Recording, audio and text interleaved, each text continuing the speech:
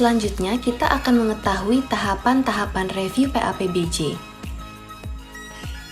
Review PAPBJ pemerintah daerah dilaksanakan dalam 3 proses besar, yaitu pengumpulan serta validasi data, pembuktian tentatif review objektif atau TRO, dan penyusunan simpulan hasil pengawasan dengan tahapan rincian sebagai berikut.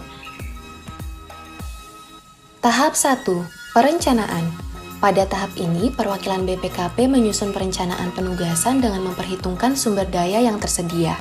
Kegiatan review PAPBJ dapat dilakukan melalui 3 pendekatan sebagai berikut.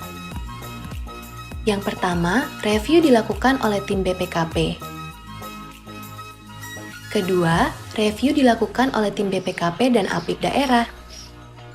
Ketiga, review dilakukan oleh APIP daerah. BPKP melakukan pendampingan dengan melakukan validasi atau quality assurance atas review yang dilakukan oleh APIP daerah.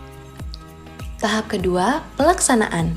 Tahap ini dilakukan dengan melaksanakan berbagai prosedur review seperti mempelajari data yang diperoleh, analisis data, dan permintaan keterangan melalui wawancara dengan pejabat yang berwenang.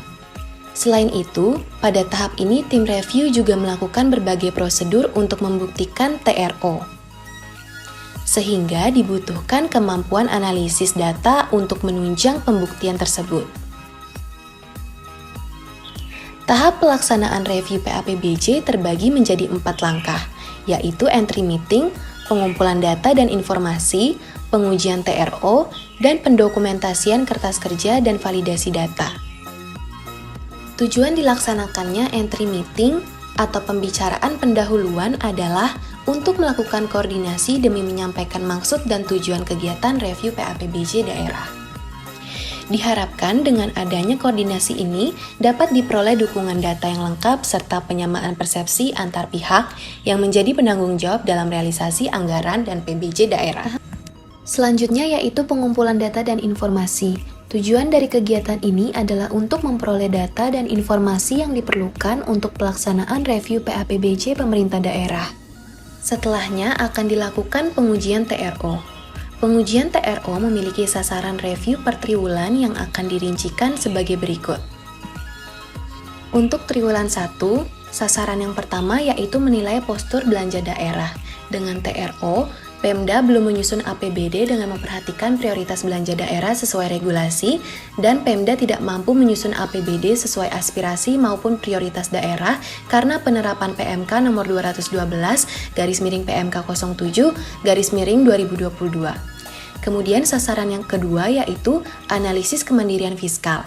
TRO-nya, pemerintah daerah belum menjadikan tingkat kemandirian fiskal sebagai target untuk meningkatkan kemampuan keuangan daerah, dan tren tingkat kemandirian daerah tidak menunjukkan kecenderungan membaik dalam 5 tahun terakhir.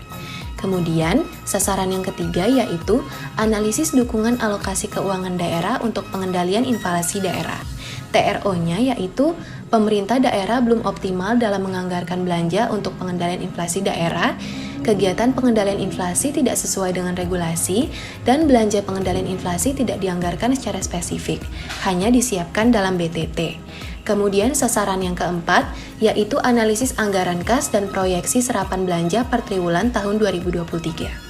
Adapun TRO-nya yaitu Pemda belum memiliki kebijakan yang mengatur tentang disbursement plan, batas saldo kas, lama mengendap, dan sebagainya. Pemerintah daerah dalam menyusun anggaran kas dan proyeksi serapan belanja tidak didasarkan data yang memadai, serta pemerintah daerah tidak memiliki mekanisme pemantauan cash flow. Sasaran kelima, potret rencana PBJ daerah tahun 2023. Dengan TRO, pemerintah daerah belum menyusun rencana pengadaan barang jasa dengan lengkap dan baik, pemerintah daerah tidak melakukan tender pradipa, pemerintah daerah terlambat atau tidak lengkap memasukkan rencana PBJ dalam sirup LKPP, serta mekanisme pemantauan kemajuan pelaksanaan PBJ tidak tersedia. Sasaran keenam, analisis capaian realisasi belanja dan PBJ. Dengan TRO, penetapan besaran pendapatan terlambat. Terdapat keterlambatan penyusunan dokumen-dokumen penatausahaan keuangan. Penetapan APBD terlambat. Penjabaran APBD terlambat. Realisasi belanja belum optimal dibandingkan rencana, dan realisasi pelaksanaan pengadaan barang dan jasa tidak sesuai target. Kemudian sasaran ketujuh yaitu analisis hambatan penyerapan belanja dan PBJ. Dengan TRO, pemerintah daerah tidak melakukan analisis hambatan realisasi belanja. Pemerintah daerah tidak melakukan pengendalian penyerapan belanja dengan baik, kecenderungan rekanan tidak meminta dalam kegiatan PBJ, serta penjadwalan rencana PBJ tidak mempertimbangkan kemampuan Pokja pengadaan untuk memproses pemilihan penyedia. Sasaran ke-8, yaitu susunan rekomendasi perbaikan kebijakan dan implementasi. Triwulan selanjutnya yaitu Triwulan 2. Sasaran yang pertama yaitu analisis realisasi belanja dan PBJ. Dengan TRO, realisasi belanja belum optimal dibandingkan rencana. Realisasi pelaksanaan pengadaan barang dan jasa tidak sesuai target. Dan tidak ada mekanisme pengendalian pengadaan barang dan jasa. Sasaran kedua yaitu ketepatan waktu serapan belanja Triwulan 2 dengan proyeksi.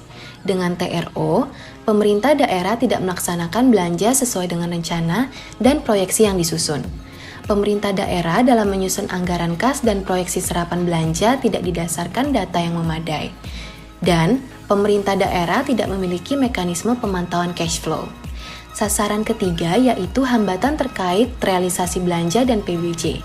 Dengan TRO, pemerintah daerah tidak melakukan analisis hambatan realisasi belanja. Pemerintah daerah tidak melakukan pengendalian penyerapan belanja dengan baik. Kecenderungan rekanan tidak meminta dalam kegiatan PBJ. Dan penjadwalan rencana PBJ tidak mempertimbangkan kemampuan Pokja pengadaan untuk memproses pemilihan penyedia. Sasaran keempat yaitu spending review sektor pertanian dan perikanan. Dengan TRO, sektor pertanian, perikanan, dan kelautan belum memperlihatkan karakteristik belanja yang baik. Kemudian sasaran kelima, menyusun rekomendasi perbaikan kebijakan atau implementasi. Selanjutnya Triwulan 3. Untuk sasaran pertama yaitu ketepatan waktu serapan belanja Triwulan 2 dengan proyeksi. Dengan TRO, pemerintah daerah tidak melaksanakan belanja sesuai dengan rencana dan proyeksi yang disusun. Pemerintah daerah dalam menyusun anggaran kas dan proyeksi serapan belanja tidak didasarkan data yang memadai. Pemerintah daerah tidak memiliki mekanisme pemantauan cash flow. Sasaran kedua yaitu realisasi belanja dan PBJ. Dengan TRO, pemerintah daerah belum optimal dalam melakukan pembelanjaan dan pelaksanaan pengadaan barang dan jasa. Sasaran ketiga yaitu hambatan terkait realisasi belanja dan PBJ. Dengan TRO, pemerintah daerah tidak melakukan analisis hambatan realisasi belanja. Pemerintah daerah tidak melakukan pengendalian penyerapan belanja dengan baik. Kecenderungan rekanan tidak meminta dalam kegiatan PBJ. Dan penjadwalan rencana PBJ tidak mempertimbangkan kemampuan Pokja pengadaan untuk memproses pemilihan penyedia. Sasaran keempat yaitu spending review sektor UMKM. Dengan TRO, sektor UMKM belum memperlihatkan karakteristik belanja yang baik. Kemudian sasaran terakhir yaitu susun rekomendasi perbaikan kebijakan atau implementasi. Selanjutnya, pada triwulan terakhir atau triwulan keempat, sasaran yang ditargetkan adalah yang pertama, realisasi belanja. Dengan TRO, pemerintah daerah belum optimal dalam melakukan pembelanjaan. Tren realisasi belanja rendah di awal tahun dan naik dengan drastis di akhir tahun. Dan keterlambatan proses perubahan APBD. Sasaran kedua yaitu realisasi PBJ. Dengan TRO, pemerintah daerah belum optimal dalam melakukan pembelanjaan. Pelaksanaan pengadaan barang dan jasa tidak sesuai target. Jadwal pengadaan tidak ditaati. Kecenderungan penyedia tidak memanfaatkan uang muka dan keterlambatan pekerjaan konstruksi sampai bulan Desember.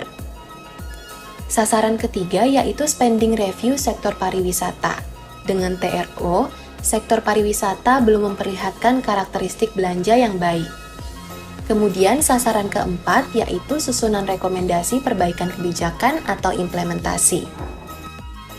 Setelah melakukan entry meeting, pengumpulan data dan informasi, serta pengujian TRO, tahap terakhir dari pelaksanaan yaitu pendokumentasian kertas kerja dan validasi data.